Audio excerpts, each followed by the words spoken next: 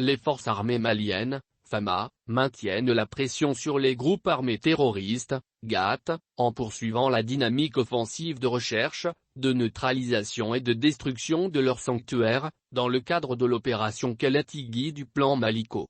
En outre, les militaires continuent de consolider les acquis opérationnels face à des terroristes en perte d'initiative sur le terrain.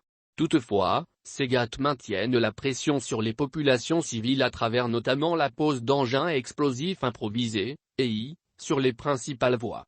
Mais aussi par les récupérations de zakat et l'enlèvement de personnes avec des demandes de rançon.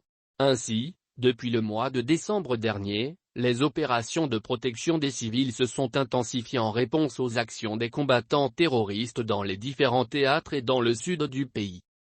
Avec l'augmentation des actions dynamiques sur l'ensemble des zones d'opération et autour de Bamako. Ces opérations ont permis la célébration des festivités de fin d'année et du 20 janvier 2023, sans incident majeur. Malgré les menaces qui se faisaient sentir.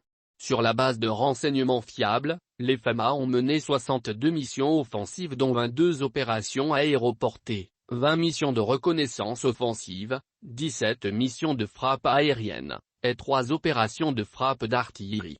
Ces opérations ont concerné les secteurs de Bandiagara, Koro, Kona, Massina, Niono, Douantsa, Tenankou, Sofara et Djenné. Au centre, et au sud du pays dans les régions de Nara et Kita. Le bilan de ces opérations fait état de 65 terroristes neutralisés, 42 interpellés, d'une importante quantité de munitions et de matériel militaire et logistique récupérés.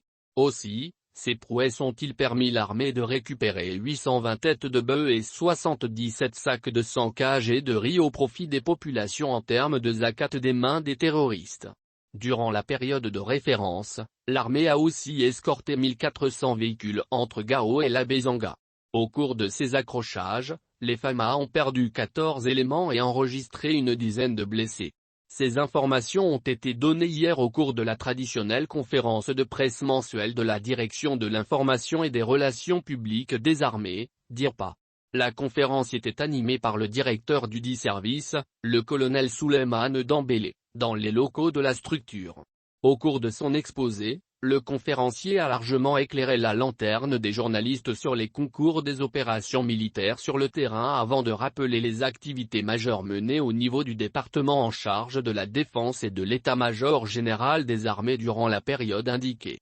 En outre, le colonel Souleymane Dembélé a saisi l'occasion pour dénoncer la multiplication des actes de propagande sur les réseaux sociaux en lien avec la montée en puissance de l'armée.